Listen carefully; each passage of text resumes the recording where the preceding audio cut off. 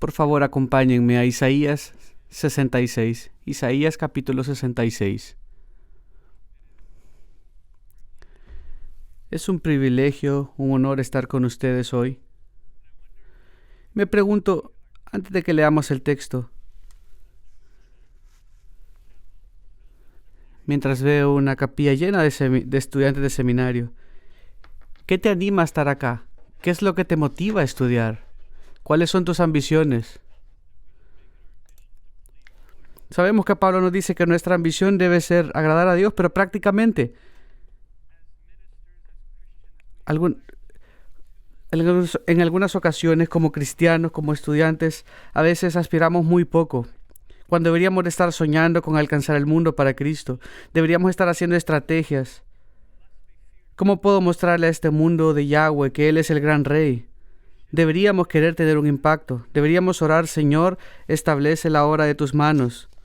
Señor, haz mi vida contar para tu reino, con el poco tiempo que tengo estar en el planeta. Pero claro, eso surge la pregunta: ¿cómo hago esto? ¿Cómo ofrezco un sacrificio grande para mi Rey? ¿Qué es lo que Dios está buscando en un adorador? Yo no quiero ser como el rey Saúl y decir que salvé a las mejores ovejas para sacrificarle a Dios, solo para escuchar que lo que él quería era obediencia, no sacrificio. Pero entonces, ¿cómo Dios desea que le sirvamos? ¿Qué quiere Dios de mí? Podemos tener diferentes ideas, pero solo nuestro Creador tiene el derecho de decirle a su creación lo que requiere de ellos. Esa es la pregunta que el Señor va a responder a nosotros en Isaías capítulo 66. ¿Qué está buscando el Señor en un adorador? Isaías 66, 1 y 2 son palabras familiares a nosotros. Y vamos a dividirla en dos preguntas que Dios responderá para nosotros, para alinear nuestra ambición a la de Dios. Primero, Él responde por qué no nos necesita, y segundo, ¿qué desea de nosotros? Déjenme leer el texto y luego les diré el contexto para nosotros. Isaías 66, 1 y 2. Así dice el Señor: el cielo es mi trono y la tierra el estrado de mis pies. ¿Dónde pues está la casa que podríais edificarme? ¿Dónde está el lugar de mi reposo? Todo esto lo hizo mi mano, y así todas estas cosas llegaron a ser, declara el Señor. Pero a este miraré, al que es humilde y contrito de espíritu, y que tiembla ante mi palabra. Padre, ¿qué podemos decir a un Dios que es tan alto y sublime, un Dios que es tan santo, que nosotros somos como saltamontes en el estrado de tus pies? Pero nuestra oración y nuestro deseo esta mañana, que el Espíritu ilumine nuestras mentes para que podamos entender ese texto y nos fortalezca para obedecer. Queremos ver las bellezas de tus perfecciones, Señor, y pedimos que tu Espíritu nos transforme a tu imagen para tu gloria. En el nombre de Jesús. Amén. La primera pregunta que Dios responde para ayudarnos a alinear nuestros deseos con los suyos es: ¿por qué no nos necesita? ¿Por qué Dios no nos necesita? Leeré otra vez el versículo 1, solo para entenderlo y fijarlo a nuestros corazones. Así dice el Señor: el cielo es mi trono, la tierra el estrado de mis pies. ¿Dónde pues está la casa que podríais edificarme? ¿Una casa? ¿Ustedes creen que yo necesito una casa? Dice el Señor. Y ha habido un debate a qué casa se refiere. Pero quiero llevarlos un poco por el contexto en el libro de Isaías. Isaías es un libro muy grande. Tienen que llevar la clase con Dr. Grisanti. Pero en unos minutos quiero que entendamos a dónde estamos acá. Isaías nos dice en Isaías 1:1 que ministró en el tiempo del rey Usías hasta el rey Ezequías, alrededor del rango del 700 antes de Cristo. Eso quiere decir que el templo de Salomón todavía está de pie cuando Isaías 66 escribe.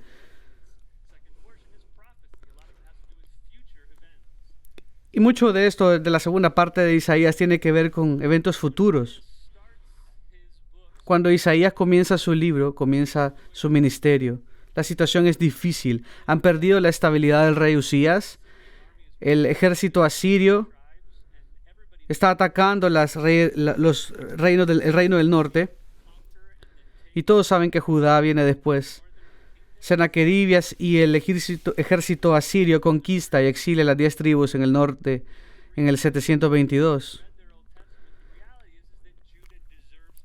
Y la verdad es que para cualquiera que haya leído el Antiguo Testamento, Judá merecen estar exiliados. Están confiando en todo Dios, en cada nación, en cualquier cosa menos en Yahweh. Y luego Isaías describe su pecado sin arrepentirse tan gráficamente y por qué necesitaban ser disciplinados, como el pacto lo estipulaba en Deuteronomio 28. Pero luego un giro increíble. Ezequías se humilla, ora, y el ángel del Señor viene y mata a 185,000 asirios en una noche. Y el libro de Isaías cambia un poco en su énfasis de condenar a Israel por su pecado a la esperanza de una restauración futura a través del Mesías. Y la razón que eso es importante es porque mientras entendemos más del Antiguo Testamento, entenderás que cada vez que el Señor habla acerca de una restauración futura, siempre habla de un templo futuro. No podemos entender Isaías 66 como algunos lo hacen, que Dios estaba diciendo que ya no quería un templo, que ya no le importaba el sacrificio externo y que solo está interesado en la adoración espiritual. Eso sería una importación errónea de Juan 4. Entró en Isaías 66 en un contexto diferente. Sabemos que Yahweh quiere que Israel tenga un templo. Incluso después de que el templo de Salomón es destruido, Ageo condena a la gente por no reconstruirlo. Unos cientos de años después de Isaías 66. Dios no le está diciendo a Israel, no quiero que tengan un templo. Él está corrigiendo la falsa perspectiva del templo. Ahora, al contexto inmediato, si regresamos al capítulo 63 de Isaías, unos capítulos atrás de nuestro texto, Isaías está profetizando acerca del futuro, un tiempo futuro en que el templo sería destruido por el fuego, y que claman, Yahweh, mira hacia nosotros, mira nuestra aflicción, sálvanos como una vez lo hiciste. En Isaías 63:15, la gente pide al Señor que vea, que descienda, que vea desde su habitación. Israel está rogando a Dios que actúe. Si vamos ahora al 64:8, nuevamente Israel le pide, Señor, por favor, mira, somos tu pueblo. ¿Por qué necesitan que Dios mire favorablemente hacia ellos? 64:11.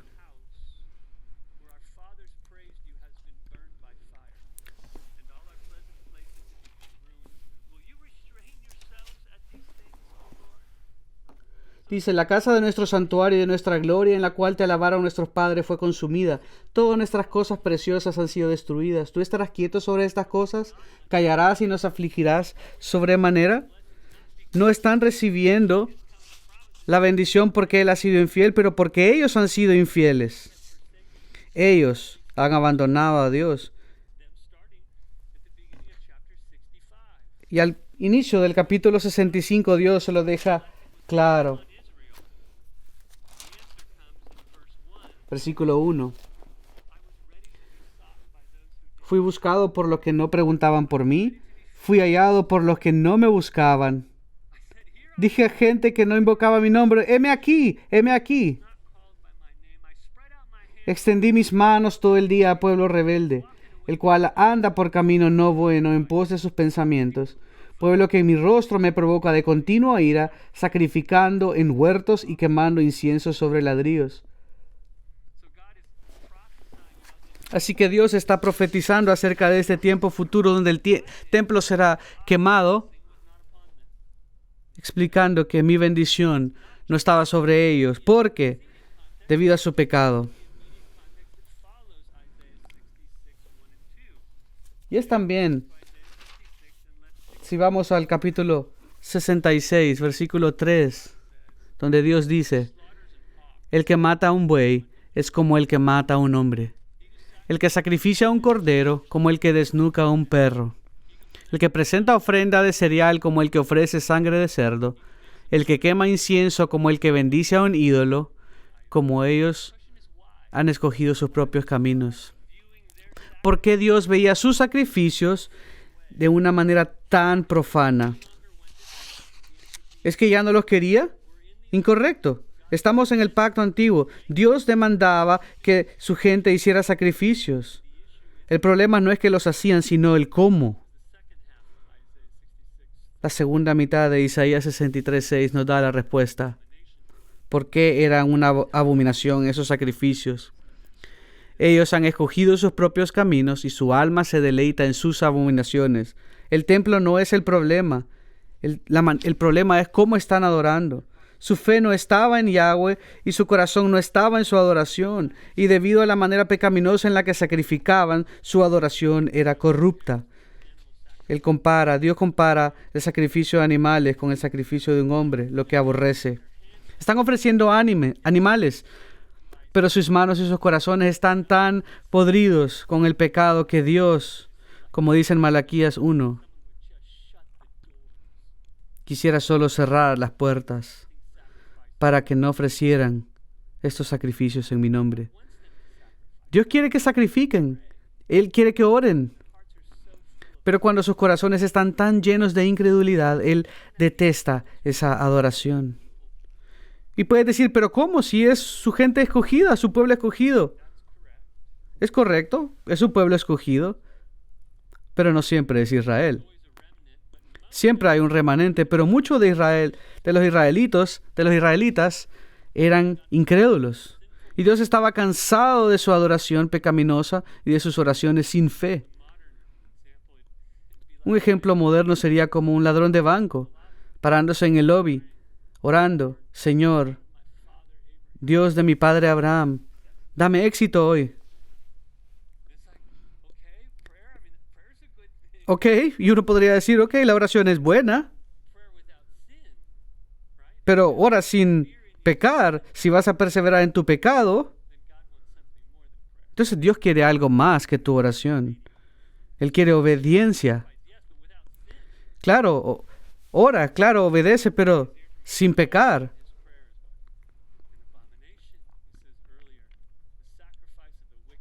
El sacrificio del malvado es una abominación al Señor, como dice Salomón. Y eso es lo que están haciendo los israelitas en este punto. Es malvado.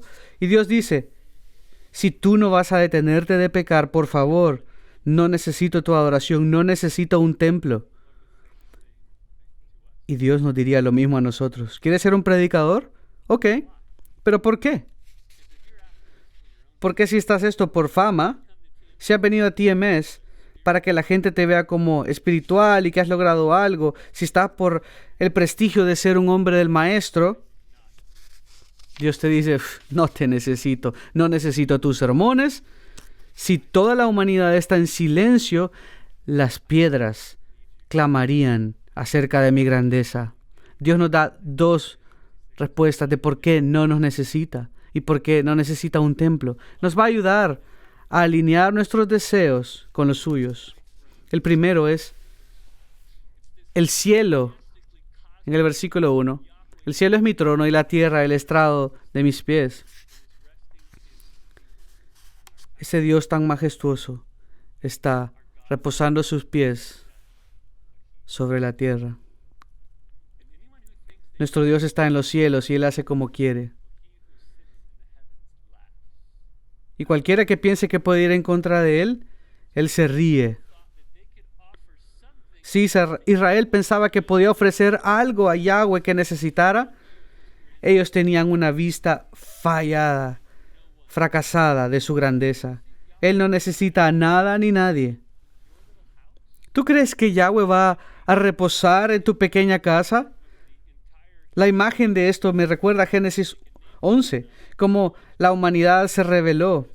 Quería ser un nombre para ellos y edificar una torre tan grande que alcanzara a Dios, y entonces Yahweh, de una manera antropomórfica, se baja del trono y desciende para ver su triste torre de legos que habían hecho. Dios no necesita descansar en su casa. Y ellos tuvieron que haber entendido esto. Era tan claro, ¿no? Salomón, cuando dedica su primer templo con estas palabras, dice: ¿quién es capaz de edificar una casa para el Señor? Ya que el cielo y los cielos de los cielos no lo pueden contener. Sabemos que es simplemente un lugar para ofrecer sacrificios delante de Él. Salomón entendió: el templo no es para que Él descanse, el templo no es para Él, es para nosotros. Es un lugar donde podemos sacrificar a Él. La segunda razón por la que Dios no nos necesita se encuentra en el versículo 2. Dios dice: todo esto lo hizo mi mano, y así todas estas cosas llegaron a ser, declara el Señor.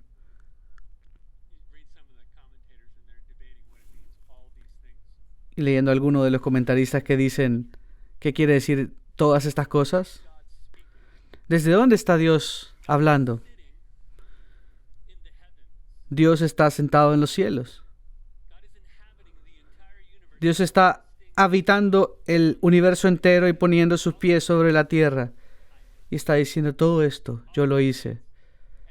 Todo quiere decir todo. Todo lo que existe. Todo lo que vino a ser por Él.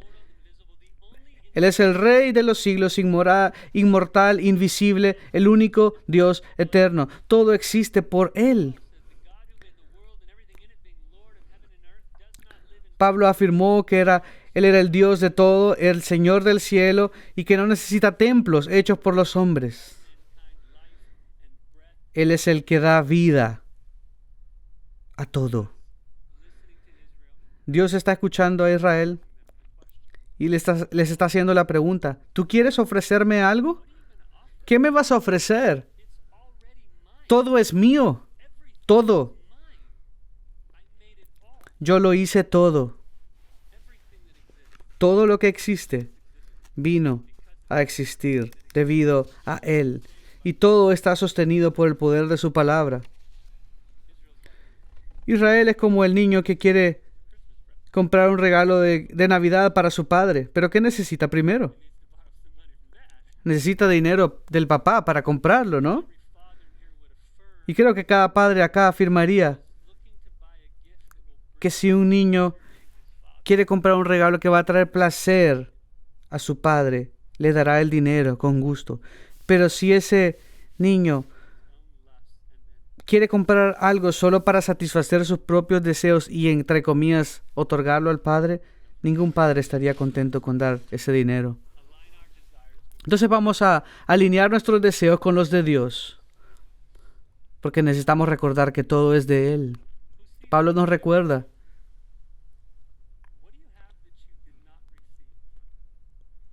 ¿quién ve algo diferente de ti? ¿Por qué te glorías como si recibiste algo que mereces? ¿Por qué somos diferentes?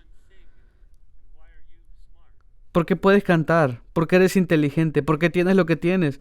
¿Te creaste tú mismo tus cuerdas vocales? ¿Te creaste tu propio cerebro? ¿Lo sostienes? ¿Qué tienes que no recibiste? Todo lo recibiste. Lo único es el pecado. Así que Dios te dice: ¿tú quieres predicar? Si tú quieres predicar porque quieres que tu nombre sea temido en las naciones, porque tú me amas y quieres hacer tu nombre grande, entonces predica con toda el poder y la pasión que yo te doy. Pero si quieres predicar para tu propia pasión, para que tu nombre sea engrandecido, Dios no te necesita, porque todo es de Él no necesita de ti.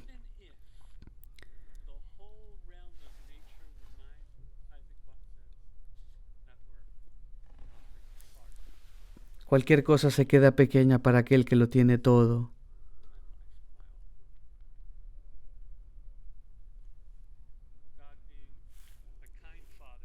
Dios es un Dios bueno.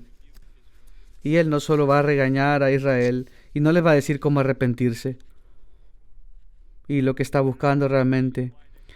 Después de explicar por qué no les ha dado su bendición, porque su adoración estaba dañada, porque era diferente, ahora les va a decir a quién va a amar. ¿Quieren mi bendición?, dice Dios. Alinea tu bendición a esto. Versículo 2. Esto es lo que Dios desea de nosotros. Pero a este miraré. Si quieres buscar mi atención, a este miraré. Es un lenguaje antropomórfico. Dios no tiene ojos. Él no ve a un lugar o al otro. Él lo ve todo. Pero cuando habla de la escritura de que Dios ve, habla de su favor.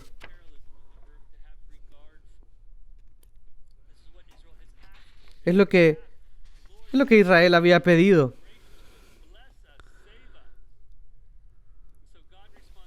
Así que Dios responde, si tú quieres que yo te mire a ti, aquí están las 3 características que estoy buscando en un adorador: humilde, contrito de espíritu y que tiembla ante mi palabra. Si quieres servir a Dios de una manera en que Él desea ser servido, lo primero es que está buscando al humilde. A este miraré, al que es humilde y contrito de espíritu y que tiembla ante mi palabra. Él es el santo, Él habita en santidad. La humildad es una cualidad muy enfatizada en la Escritura. La humildad es tener una evaluación correcta de ti mismo. Es que no te creas más importante de lo que verdaderamente es. ¿Y qué eres? Tú eres polvo. Polvo en lo que el gran Rey ha soplado vida para que tú le puedas servir. En el momento que te elevas a ti mismo por encima del polvo y crees que debes ser servido, has caído en la madre de todos los pecados, el orgullo. Eres esclavo de Dios, creado para su servicio. Pablo dice en Filipenses 2 que la humildad es considerar a los otros más importante que nosotros mismos, buscando servirlos. Buscar por los intereses de los otros y no los de nosotros. Podríamos hablar todo el día acerca de una definición bíblica de la humildad, pero creo que ninguna de ellas se compara a Jesucristo. Él, siendo Señor y Dios, no estimó el ser igual a Dios como algo a que aferrarse. Añadió humanidad a su deidad. Vino a este mundo.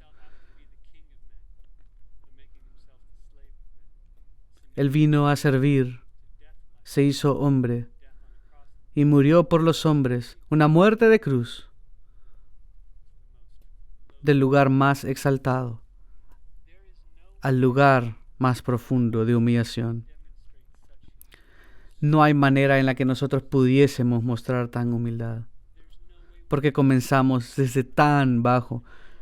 No hay manera en que podríamos humillarnos, ni siquiera cerca de lo que Él se humilló. Cristo, el Dios poderoso, vino a la tierra, tomó una toalla, lavó los pies de los discípulos.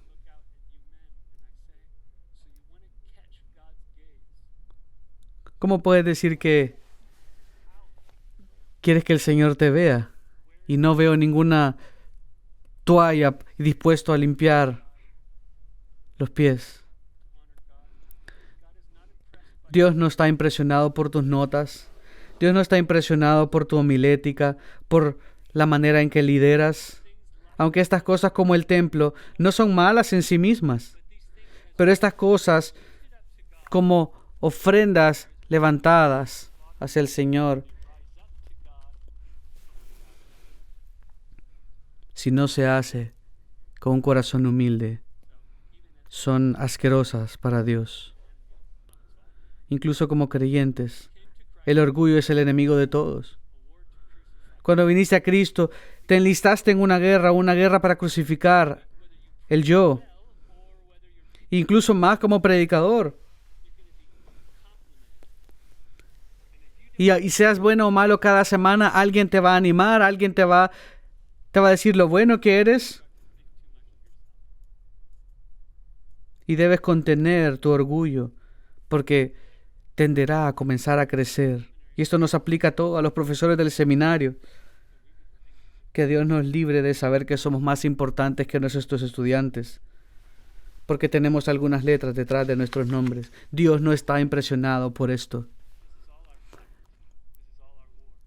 Esa es toda nuestra batalla, es una guerra. Es una guerra personal en contra de mi peor enemigo, Josiah James Groman. Como pastores, como esposos, siempre somos tentados tan intensamente en esta área, como pastores y esposos, inclusive. Y nuestro mundo caído quiere que pensemos que a medida que tenemos influencia y autoridad, más gente nos va a servir, pero en Cristo, entre más autoridad tenemos, entre más influencia tenemos, habrá más responsabilidad para lavar más pies. Somos polvo. Se nos ha dado el don de la vida para servir. ¿Y sabes qué es lo más extraño de todo? Que en el momento que tú crees por misericordia y gracia que tú eres como polvo, en el momento que dejas de pelear por la alabanza de los hombres, vas a ser visto por el alto, por aquel que es exaltado por sobre todo. Por eso es que los últimos son los primeros. Si quieres ser famoso, no te acomodes con la fama de este mundo. Busca ser conocido únicamente por Dios. Esa debe ser nuestra ambición, ser humildes en nuestro servicio al Creador. Y una segunda característica que es fundamental es también ser contrito de espíritu. Contrito no es una palabra que usamos normalmente en nuestro moderno lenguaje vernacular. Y vemos cómo una palabra ha sido usada en la Escritura y es importante entender cómo la usó para entender qué estaba pensando el autor. Pero esta no es una palabra común. Y de hecho usualmente quiere decir lisiado. Segunda de Samuel 4 y 9 con Mefiboset. Y creo que ese lenguaje físico concretamente físico nos ayuda a entender lo que Dios está buscando en el aspecto espiritual.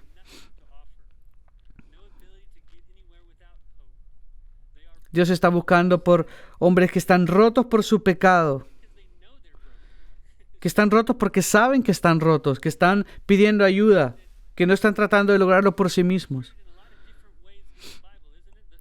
Y este lenguaje se trata de explicar de diferentes maneras en la Escritura. Es el pobre en espíritu el que entra al reino. Es el hombre que entiende que está en bancarrota espiritual el que entra al reino. Por eso Jesús dice que debemos ser como niños para entrar en el reino. Así como ese hombre que pedía que era paralítico y no iba a llegar a ningún lugar. Como Jonathan Edwards decía que no contribuimos a nada en nuestra salvación excepto el pecado que lo hizo necesario. No hay sacrificio que hagamos, no hay ofrenda que levantemos a Dios que sea aceptable hasta que creamos esto.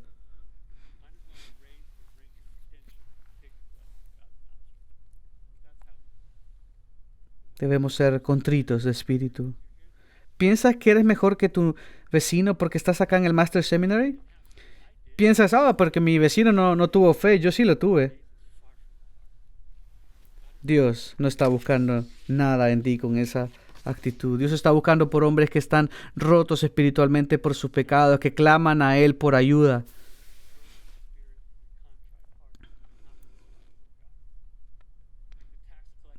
Como ese recaudador de impuestos que estaba desde lejos, que no podía levantar sus ojos al cielo, sino que golpeaba su pecho diciendo: Señor, ten misericordia de mí, un pecador.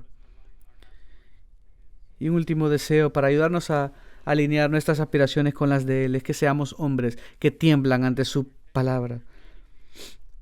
Los profetas son brillantes en crear esas imágenes con las palabras, aquel que tiembla ante la palabra de Dios. Y mientras estudiaba este pasaje, no podía evitar pensar que muchos de los que interpretan buscan poner una aplicación espiritual sin entender el lenguaje concreto de temblar. Y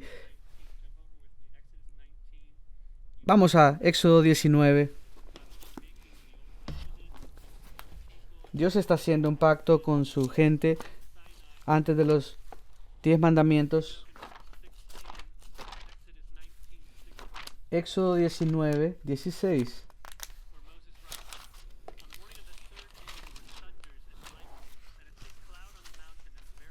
Éxodo 19, 16.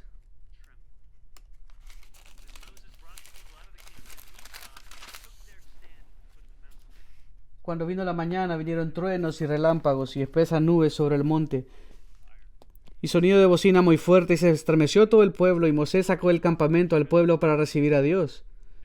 19. El sonido de la bocina iba aumentando en extremo. Moisés hablaba y Dios le respondía con voz tronante.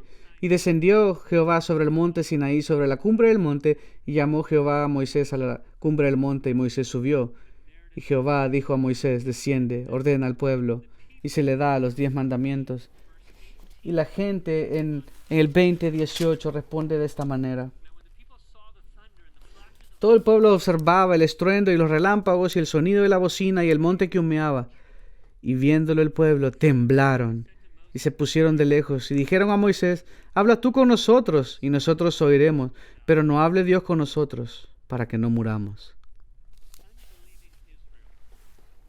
Israel incrédulo, por un segundo al menos, tembló físicamente al escuchar la palabra de Dios, y temblaron y obedecieron. Temblar, esa es la idea gráfica que produce obediencia. Si vamos de regreso a Isaías 66, el profeta cuando sigue con el capítulo 66, versículo 5, oíd la palabra del Señor, vosotros que tembláis ante su palabra, vuestros hermanos que os aborrecen, que os excluyen por causa de mi nombre.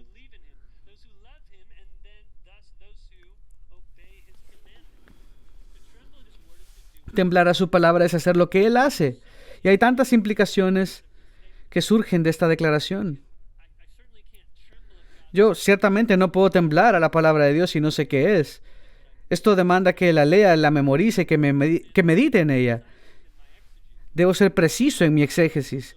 Si tengo terror de desobedecerla, tendré terror en interpretarla incorrectamente. Esto es lo que debe guiar nuestro estudio. Debo saber hebreo, debo saber griego, porque temo a Dios, temo su palabra, y debo hacer lo mejor para entenderla bien. Como predicador no puedes temblar a su palabra y estar delante de su pueblo y decir: así dice el Señor, si Él realmente no ha dicho así. Pero de nuevo, creo que el énfasis de la frase en el contexto de Isaías debe ser visto como obediencia. Temblar a su palabra es obedecer la Biblia. Tú dices: bueno, Josías, te entendí por un momento, pero aquí saltaste. Temblar a la palabra de Dios es obedecer la Biblia. ¿Cómo saltas de palabra a Biblia? Creo que esa es una conexión que el autor de Hebreos hace. Si me acompañan a Hebreos 12, vamos a leer algunos versículos. 12, 18. Hebreos 12, 18. El Espíritu Santo está haciendo una conexión, una comparación de la manera que Dios habló en el Sinaí y la manera que habla a nosotros, creyentes del Nuevo Testamento, en su palabra escrita. Y esto es lo que dice Hebreos 12, 18. Porque no os habéis acercado al monte que se podía palpar y que ardía en fuego, a la oscuridad a las tinieblas y a la tempestad, al sonido de la trompeta y la voz que hablaba, la cual los que la oyeron rogaron que no se les hablase más, porque no podían soportar lo que se ordenaba. Si aún una bestia tocara el monte, será apedreada o pasada con dardo. Y tan terrible era lo que se veía, que Moisés dijo: estoy espantado y temblando. Sino que os habéis acercado al monte de Sión, a la ciudad del Dios, Jerusalén la celestial, a la compañía de muchos millares de ángeles, a la congregación de los primogénitos que están inscritos en los cielos, a Dios el juez de todos, a los espíritus de los justos hechos perfectos, a Jesús, el mediador del nuevo pacto, y a la sangre rociada que habla mejor que la de Abel. Versículo 25. Mirad que no desechéis al que habla.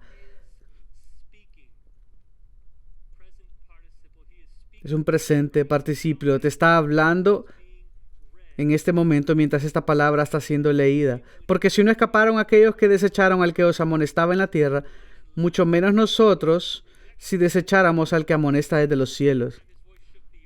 La voz del cual conmovió entonces la tierra, pero ahora prometido, diciendo: aún una vez, y conmoveré no solamente la tierra, sino también del cielo. Y la frase aún una vez indica la remoción de las cosas movibles como cosas hechas para que queden las inconmovibles. Así que recibiendo nosotros un reino inconmovible, tengamos gratitud y mediante a ella sirvamos a Dios agradándole con temor y reverencia, porque nuestro Dios es fuego consumidor. Déjenme preguntarles esto. Si Dios rompe el techo de esta capilla y la tierra tiembla y el cielo se llena de truenos y escuchan una voz ensordecedora de Dios que dice: oren sin cesar, ¿qué harías? Yo les puedo decir fácilmente lo que todos haríamos. Nuestros rostros se postrarían en tierra, nuestros cuerpos temblarían y en unísono diríamos todos: sí, Señor. Dios está buscando a los hombres que responden de esa manera como cuando se les habla en 1 Tesalonicenses 5:17. Dios está buscando por aquel hombre que escucha su palabra y tiembla en obediencia. El hombre que tiembla ante su palabra es el hombre que estudia y obedece cada palabra de Dios. Mientras busco traer este mensaje, este texto, a su conclusión, mi oración es que mientras leemos este versículo, mientras leemos este texto, la intención del autor, podemos ser sobrecogidos por lo que está tratando de decir. Espero que después de leer Isaías 66, 1 y 2, que todos lleguemos a la conclusión que todos queremos ser ese hombre que quiere lograr la atención de Dios. Pero si esto es lo que toma una humildad perfecta, un espíritu contrito y reverencia a su palabra, nunca voy a ganar la bendición o el favor de Dios.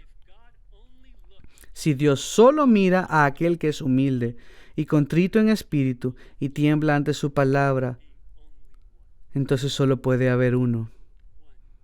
Solo uno a quien Dios ve basado en sus propios méritos y sus propias obras. Solo hay uno que merece la atención de la mirada, de la bendición de Dios.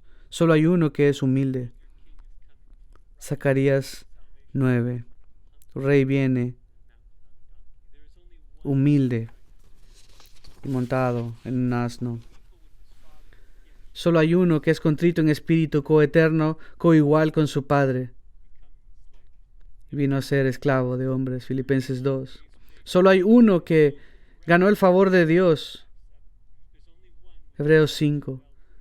Solo hay uno en quien Dios se agrada. Él, nuestro Salvador y Señor, Jesucristo, tiene la atención de Dios. Mi pregunta para ti es: ¿tiene Él tu mirada? ¿Miras a Jesús como el único que llena el cielo y la tierra con su majestad? ¿Miras a Jesús cuya aceidad hace que no le falte nada. Miras a Jesús, aquel en cuyo rostro brilla el conocimiento de la gloria de Dios en todas sus perfecciones, toda la gracia de Dios, toda la justicia de Dios, toda su misericordia. Que tu ambición sea poner tu mirada en la humildad, contrición y reverencia de Jesús, para que por el poder del Espíritu Santo, su humildad, su contrición y su reverencia sean vistas en ti. Dios no está impresionado con nuestros templos y nuestros sacrificios si no son ofrecidos con estas cualidades, que sean humildes, que tiemblan en obediencia hacia Él. La humildad, la contrición de espíritu y la reverencia ante la grandeza de nuestro gran Dios, esas son las verdaderas marcas de un hombre que busca tener el corazón y la atención del Maestro.